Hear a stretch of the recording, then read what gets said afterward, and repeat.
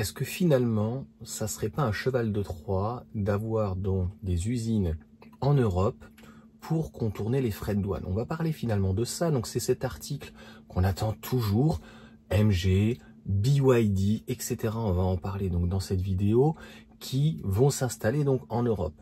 La seule particularité, c'est Xpeng qui va donc assembler des kits chez Magna Stirn, en Hongrie, si je dis pas de bêtises, ou Autriche, bref, Autriche-Hongrie, je confonds donc avec BYD qui va s'installer en Hongrie. Je pense que l'Union européenne va très vite répondre à ce genre de choses, c'est-à-dire que les kits vont être aussi taxés. Et c'est tout à fait logique parce que, pourquoi?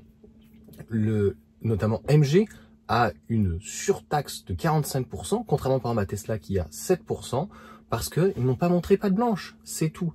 Derrière SAIC, c'est le Parti communiste chinois. C'est pas méchant. Ils ont expliqué, l'Union européenne a dit hey, stop, on arrête les conneries là, vous nous donnez des chiffres. Combien, quelles sont les marges? Parce que finalement, les États, ils ne fonctionnent qu'avec des taxes. S'il n'y a plus de taxes, il n'y a plus entre guillemets ton vivre ensemble.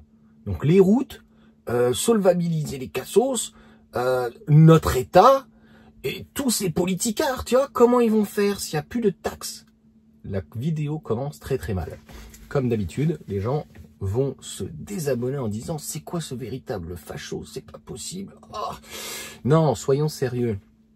L'installation en fait pour notamment éviter de payer ces taxes, ça va être une connerie parce que comme je viens de te l'expliquer, si ce sont des kits, finalement l'Union européenne à un moment donné va le taxer de 1, de 2.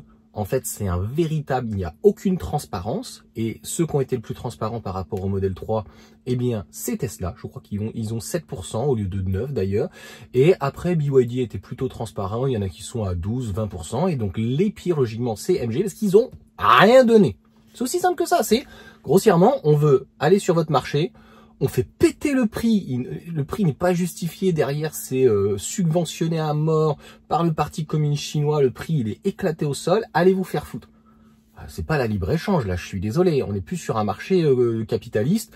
On est sur un marché qui est le pire. C'est-à-dire à la fois un marché libéral et à la fois un marché public. Donc un peu communiste. Bon, on sait que la Chine, même éventuellement la Russie, a l'habitude de ce genre de choses. On a eu, il fut un temps peut-être, l'habitude de ce genre de choses. À un moment donné, il faut être cohérent. On essaye de nous casser EDF et les monopoles éventuellement publics. Et là, on peut pas ramener en fait une société publique d'un autre pays. Ça nous fait penser à une autre religion. Tu vois, c'est bizarre hein, dans l'Union européenne. Moi, je ne sais pas si en tout cas c'est calculé par l'Union européenne, mais l'installation d'usines en Espagne, comme il parle avec Chéri, que ça soit en Hongrie, j'invente rien, a priori, et passer la droite ou l'extrême droite, ben, je sais pas, les gens vont voter, que tu aimes ou que tu aimes pas. Si demain, c'est l'extrême gauche qui passe, machin, bah, c'est comme ça, tu vois. Donc, c'est juste un fait. Je suis pas certain qu'une usine BYD, donc, avec, normalement dirigée par des gens du Parti communiste chinois, enfin, derrière, c'est le Parti communiste chinois, je t'invente rien, mec.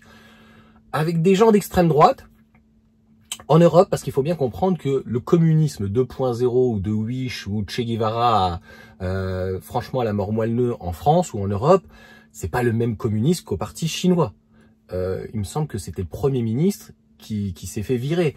Les Ouïghours, c'est des choses qu'on peut pas faire. Et bien sûr, dans les Ouïghours, donc musulmans, il n'y a pas que pour une question religieuse. On fout tous les gens politiques, etc. Ça nous fait penser à un certain Adolphe quand même. Hein. Franchement, hein.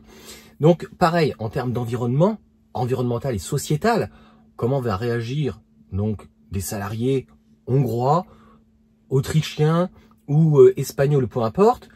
Encore une fois, la différence avec Xpeng qui fait un kit, ils vont utiliser une entreprise qui existe depuis plus de 100 ans. Donc, le coût va être un peu plus élevé, mais comme c'est juste un kit et que c'est l'assemblage vraiment bidon et que toutes les pièces viendront d'ailleurs, eh bien, ce qu'ils veulent, c'est échapper aux frais de douane et puis de réduire éventuellement le prix pour marger. Parce que si vous avez toujours pas compris qu'en Chine, en fait, sur leurs propres produits, ils ne margent pas, zéro comme BYD, il faut bien qu'ils margent quelque part. Bah oui, toujours les mêmes, ces couillons d'Européens. Voilà. Donc l'État a fait quand même une bonne chose de dire on arrête le bonus en fait pour les véhicules chinois. Enfin, et tous les véhicules d'ailleurs, américains, Ford, etc., qui ne sont pas produits. Bonne chose. Au final, on va arrêter pour tout le monde va se débrouiller, mais l'État, la France, l'Union européenne est là quand même pour nous protéger un minimum. Et protéger, j'espère, les salariés.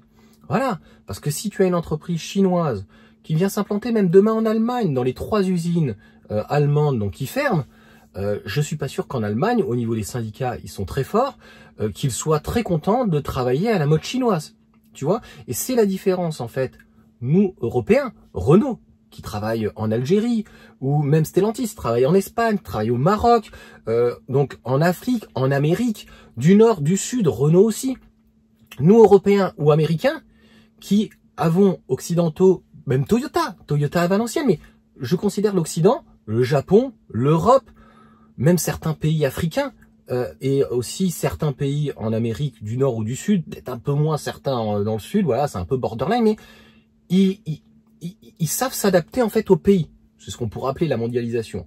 Par contre, ça sera l'une des premières fois où le Parti communiste chinois ou la Chine, qui a été un grand empire, mais va s'expandre sur d'autres pays pour essayer un peu d'inonder donc de leurs voitures. On va parler que, encore une fois, de voitures et de voitures électriques. Ils ne savent pas faire de véhicules thermiques. Les moteurs encore, c'est du Volkswagen ou du General Motors ou de toute façon autre chose. Ils sont très bien pour savoir copier, ils sont très bien pour assembler. Ils ont pris des positions intéressantes sur le photovoltaïque, sur éventuellement même du central nucléaire ou peut-être demain du train et même de le télécom avec Xiaomi et d'autres, etc. Nvidia. Mais pour autant, sur la voiture électrique, la chose qu'ils maîtrisent le plus, c'est les batteries. Pour le reste, encore une fois, est-ce que finalement l'idée de supprimer les frais de douane pour s'installer et en devant s'installer en Europe, c'est pas ce qui va causer à leur perte. C'est ce que je veux dire dans cette vidéo.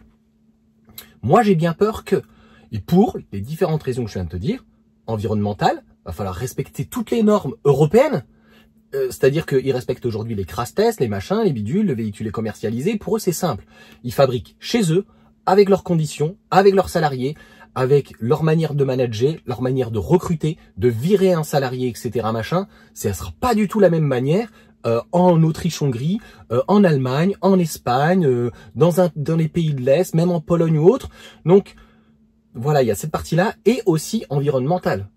Voilà, donc c'est fini les centrales au charbon, etc. Parce que, voilà, enfin, tu me diras, l'Allemagne, c'est pas mieux à ce niveau-là. Mais bon, quand on a décidé de saboter, en fait, un pays ou une Europe entière, tu vois ce que ça mène. Mais je me pose vraiment la question, est-ce qu'on est complètement débile ou est-ce qu'on a fait un peu semblant d'être complètement débile et c'est pas un piège qu'on est en train de faire aux usines chinoises.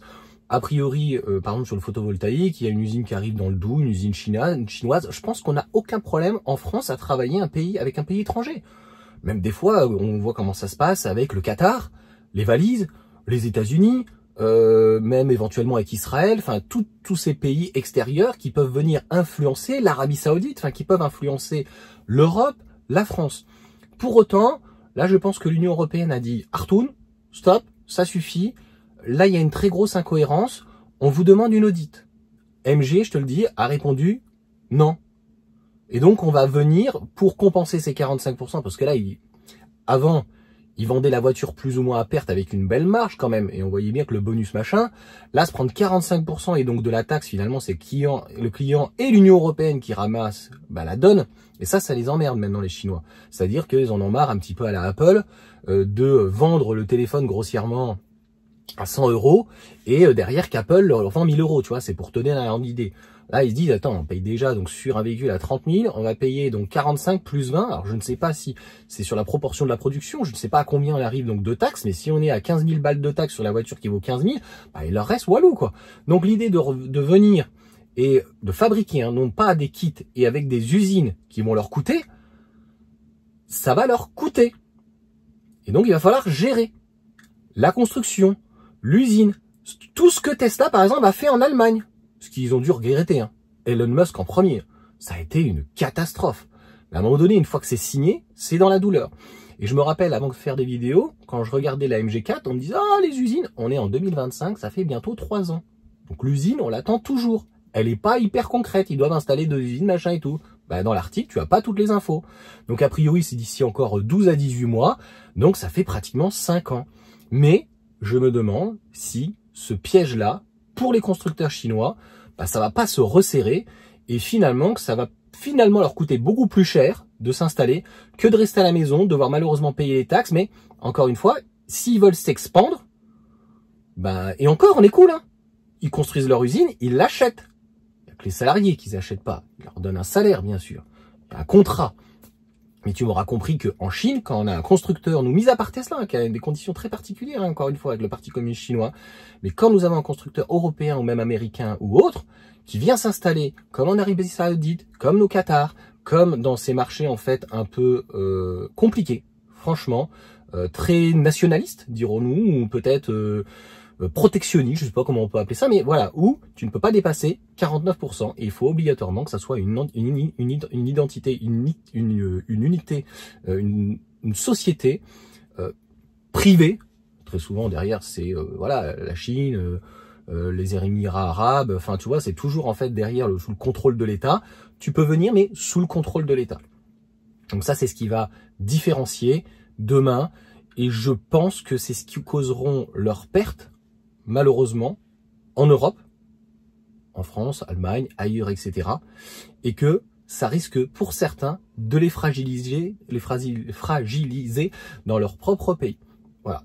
Et pour les kits, s'il y a des kits, je pense que l'Union européenne, d'ici cette année ou l'année prochaine, va les taxer à la même hauteur. Donc, c'est pas une réponse magique.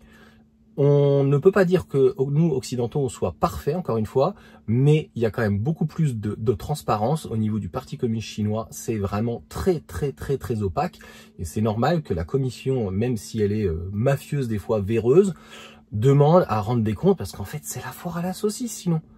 En fait, on va se retrouver avec des prix, c'est n'importe quoi, on va tuer toutes nos industries, et les Chinois vont se tuer aussi eux-mêmes, parce qu'ils font n'importe quoi. Ils y vont tête bêche. On sent bien quand même qu'au niveau des constructeurs chinois, en Europe, ils jouent des fois leur survie. D'ici 2, 3, 4, 5 ans, de toute façon, il y a trop d'entreprises, il y en a qui vont mourir, comme Huawei, mais il y en aura plein d'autres. Voilà, on a bien vu Fisker, t'as vu le plan qu'ils nous ont fait. Ils t'ont fait le Fisker Océan, et t'avais déjà vendu un pick-up, et t'avais déjà vendu une petite, un SUV compact. Bon, ça a fait spit. Voilà, qu'ils soient américains, européens ou chinois. Mais des fois, franchement, on voit qu'ils y vont tête bêche. Tu vois, comme un kamikaze, comme un mec dans une tranchée, j'ai l'impression que c'est pas toujours réfléchi. Derrière qui va payer, j'ai pas l'impression que ça soit toujours les entreprises privées. Donc le Parti communiste chinois, on l'a bien vu, mise à 300 000% sur la voiture électrique. Et donc une mobilité, au-delà qu'elle pourrait être verte, c'est surtout une mobilité où c'est un savoir-faire. Et la seule chose aujourd'hui où ils sont leaders, c'est pas sur la voiture électrique, c'est sur la batterie. J'ai l'impression que nous, Européens, Américains, autres ou quoi que ce soit, occidentaux, on a besoin d'eux avec CATL, avec BYD, CLB, enfin il y a d'autres constructeurs donc de batteries, et sur notamment les batteries LFP, voilà, il y a LG qui fait, mais c'est plutôt assez rare. Donc voilà, nous Européens, on est largués. Donc il y a LG, Panasonic et encore quelques-uns, et ça s'arrête là. Donc là, je pense qu'ils sont clairement leaders, et ça restera les meilleurs. Pour les véhicules électriques, ça reste à voir. Sur ce, ciao à tous, voilà pour cette petite analyse.